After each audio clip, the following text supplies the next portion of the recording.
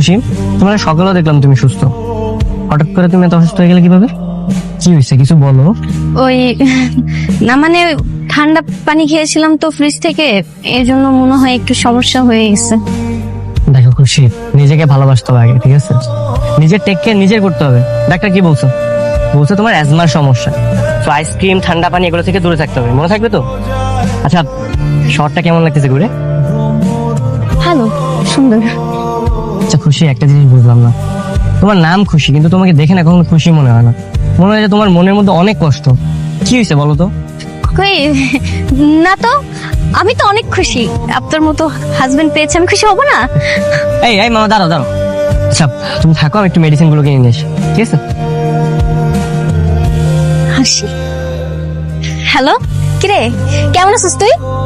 ভালো আছি, তুই কেমন আছিস? আব্বার কি খবর কত? আমিও ভালো আছি, আব্বাও ভালো আছে। কি করতেছস?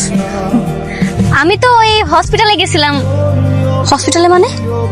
মানে ওই, এই তুই ঠিক আছিস তো? তোর কিছু হয় নাই তো? না না না, আমার কি হইব, পাগল হইছস? আমি তো ঠিক আছি।